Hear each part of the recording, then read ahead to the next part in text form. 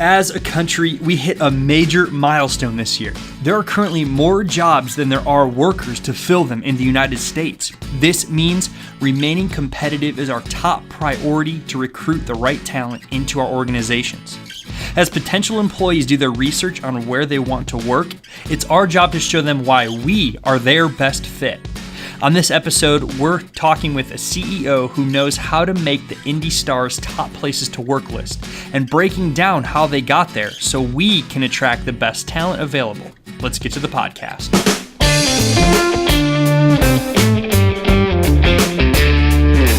Welcome to another episode of the ROI podcast presented by the Indiana University Kelley School of Business. I'm your host, Matt Martella, alongside Associate Dean Phil Powell. Here on the show, we exist for one thing, to help organizations make better business decisions.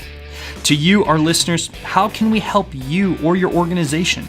Where can we make improvements for our show? Or how are you or someone you know disrupting your industry that could benefit other leaders?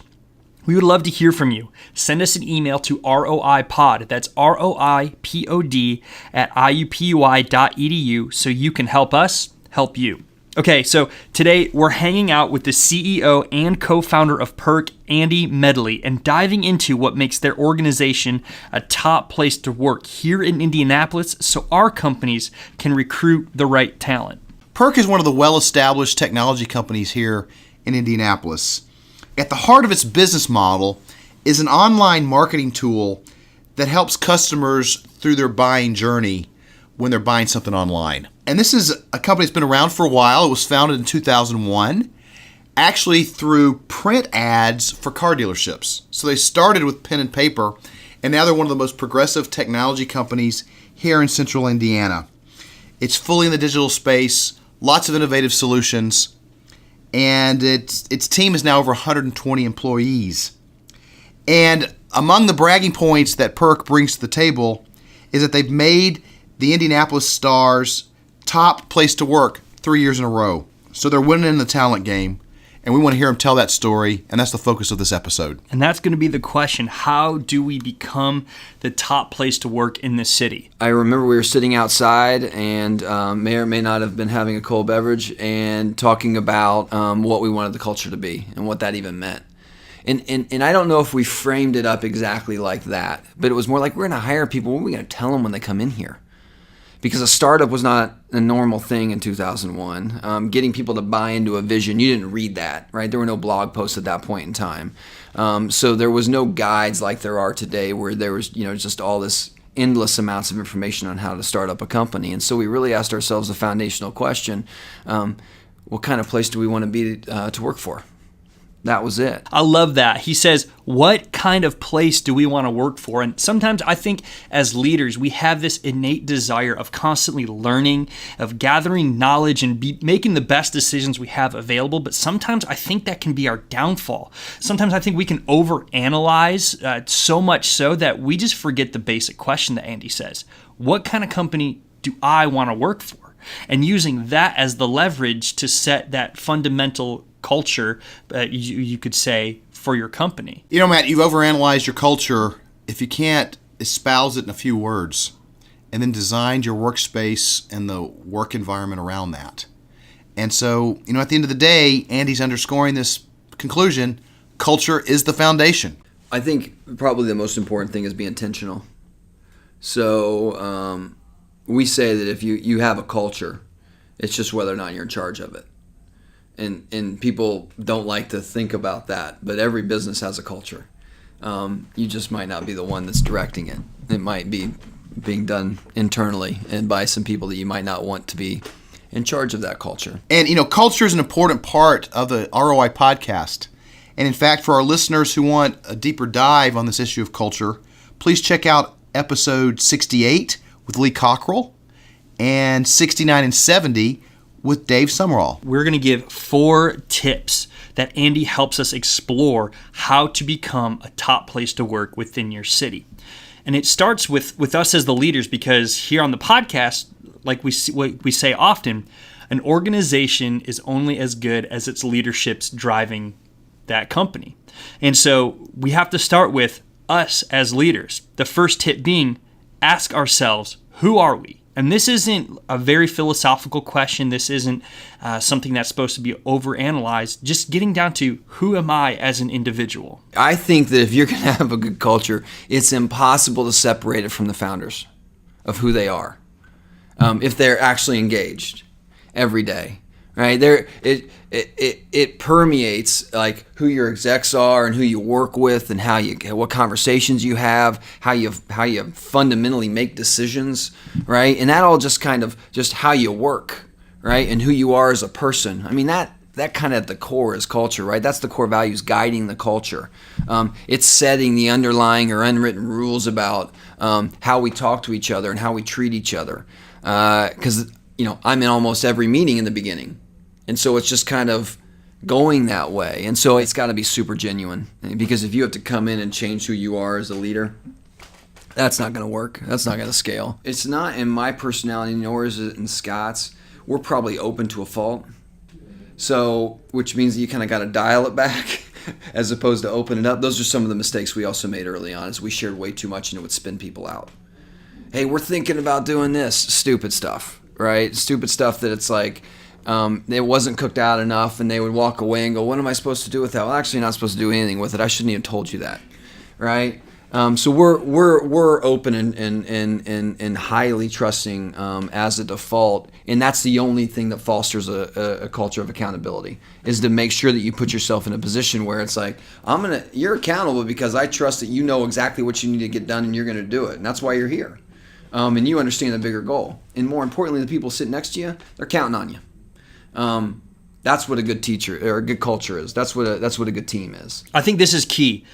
Who we are has to be very genuine. As he says, if we're going to scale our culture, we have to be genuine, because if we're not ourselves and we're trying to change and conform our leadership to fit this made-up culture that we want it to be, it's going to be very obvious to the people under us, and it's going to create some rifts, and it's going to create misexpectations.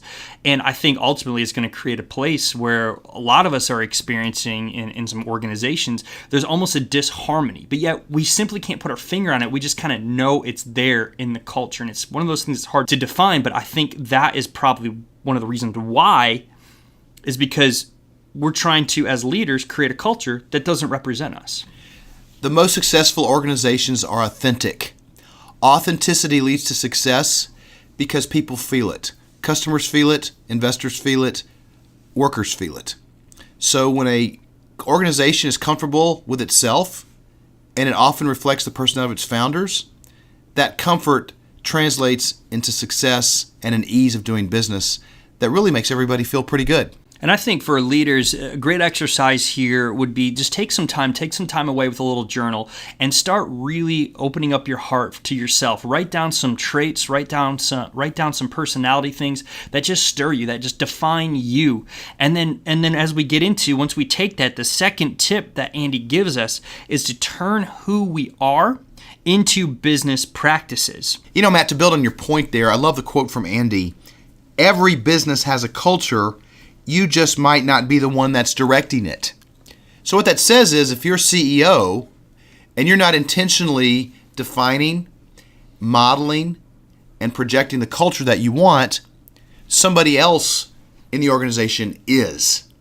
And since culture is the most important asset in an organization, that means if you abdicate that, you're really taking a huge risk. And for Andy and Scott, as they defined and asked the questions who they are, what they found is they're both extremely competitive. They love sports, and they're transparent, open, and trustworthy, almost to a fault, as we heard Andy just say. We really started to take to the competitive side of our nature and realized that the best way we could build a good culture is to be true to who we are as people, so that it wasn't fake. And we're super competitive, and we love games, and that's what was so exciting to us about business. So why are we trying to change that, right? For somebody else. That's the answer. Okay, great. Well, what does that mean? What does a business as a game mean? Well, it means that you are first and foremost explaining to everybody what the big goal is. because that is not easily understood. And, Irsay or Tony Dungy never had to stand in front of the Colts and say, this year, guys, it's a new year. We have a new goal. Our new goal is to win the Super Bowl. Well, Coach, what were we trying to do last year? Right? Everybody understands in most sports, but that is not the case in business. And if you can create a compelling mission with a vision around it that's understandable, that can be pretty exciting to be a part of. And so that was kind of the first thing, is laying down the mission. And then from there, it's how do you create the ability to tie everybody's day-to-day activities, regardless of the role, to that mission in a way that makes them understand that what they do every single day truly matters, because it does. There's a specific reason why you were hired, and we worked really hard in the beginning to make sure they understood that. Absent a good game is a scoreboard, right?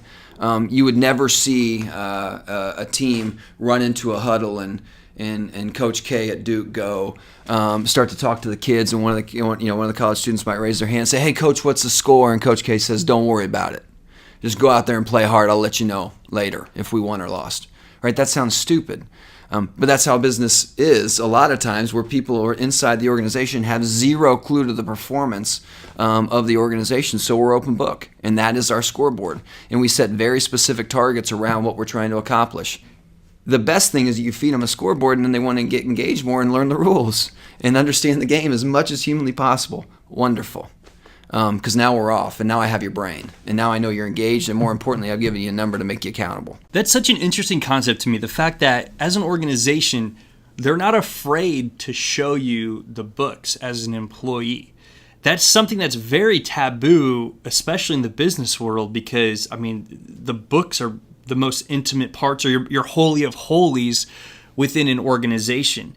Yet they leverage that, which stems back to their openness and their trustworthiness and their success there. And we're not saying for you as an organization that you need to start opening up your books and you need to start showing all your finances off.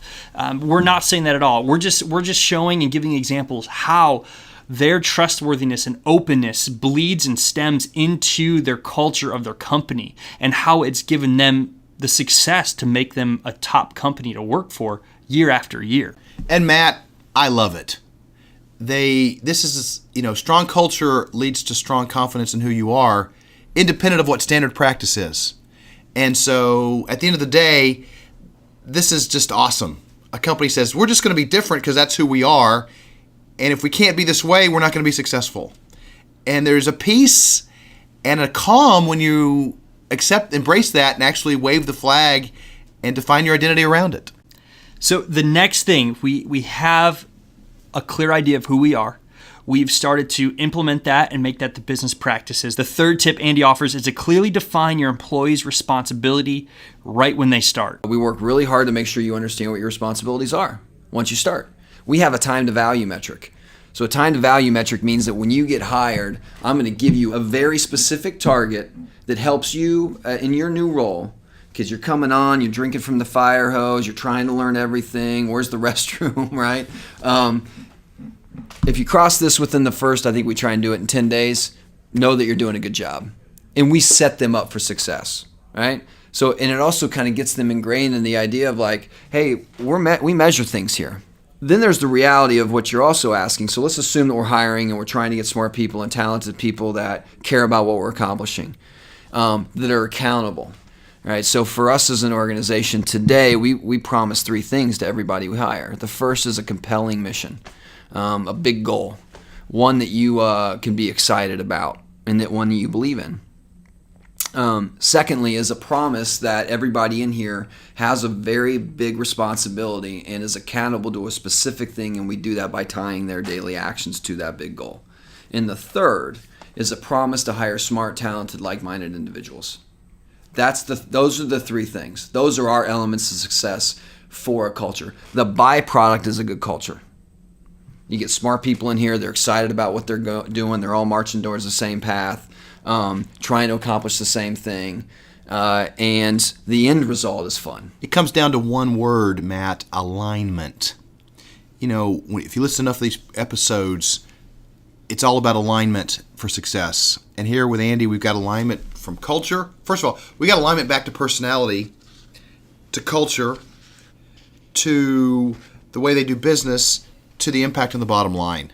And they lay it out very clearly in their place of work. And when you have alignment like that, your employees don't spend time figuring out what they need to do or where they stand. They just go and they do.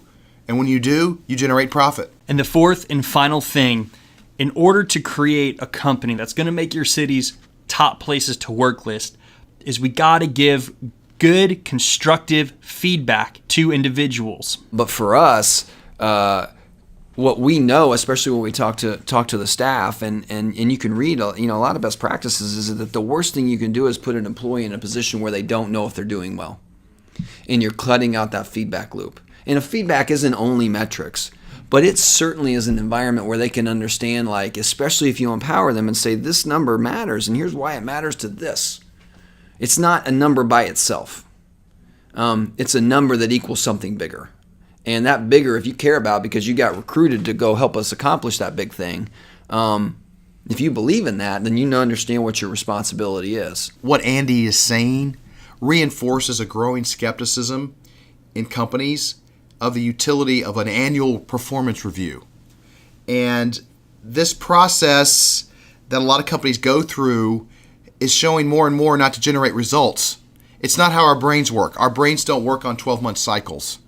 So actually, you see a lot of companies these days getting rid of these annual performance reviews and just accepting the fact that supervisors and workers have to be interacting more and more and more. And then that's, daily feedback is much, much better than an annual performance review. And Andy shared with us in his interview, and something we didn't quite have time to put into this episode, but every Wednesday, him and all of his managers sit down, and he says they have 120 metrics that they go through as an exec team and as a managerial team. And through that, that right there gives you that instant feedback just for your managers. So then okay, our target's way off, our 5-year target through the lens of a CEO, and managers, maybe our 1-year target, and salespeople, our quarterly or our monthly target.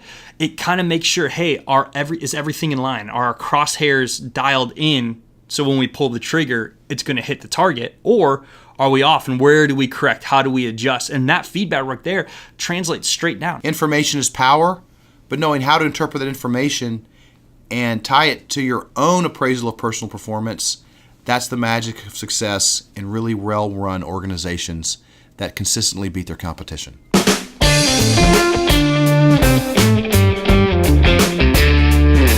So let's recap. With an incredible economic boom here in the U.S. that's creating more job openings than there are workers to fill those positions, it's up to us, the leaders, to draw the top talent. A great way to stand out organizationally is making our city's top places to work list. But how? CEO and co-founder of PERQ, Andy Medley, gave us 4 great tips that helps them remain on the Indy Star's top places to work list. It starts with dreaming of and creating the right culture. We go more in depth on creating and maintaining our organization's culture on episodes 68, 69, and 70. The first tip is asking ourselves, who am I as an individual? Andy is open, competitive, and tired of boring work environments. Just like with Andy, who we are as leaders become the unwritten rules of interaction inside your organization and allow for scalability with less resistance because our culture becomes genuine. As Andy said, if you have to come in and change who you are as a leader, that's not going to work. Next, we then turn who we are into our business practices. Andy's competitiveness drives their internal culture with clearly defined objectives and rewards for reaching goals. His openness becomes, as he puts it, their scoreboard, giving every employee access to their financial books, creating personal accountability to specific goals. Third, we need to make sure we communicate very specifically our business practices to new employees with intentionality. Because as Andy puts it, quote, every business has a culture, you just might not be the one that's directing it. Set them up for success with obtainable goals early on. Their personal success creates a lasting impression of a great company. Finally, constantly give constructive and authentic feedback. This helps our all-star team stay on track toward our organization's overall goals, which in turn creates a unified team marching in the same direction, feeling like their hard work matters. This has been another episode of the ROI Podcast presented by the Indiana University Kelley School of Business. I'm your host, Matt Martella, alongside Associate Dean Phil Powell, working hard to help organizations make better business decisions. If you enjoy our podcast, it would mean the world to us if you could share it with your friends and family. Also, be sure to subscribe to our show so you can get the most up-to-date content right to your device. We'll see you next week.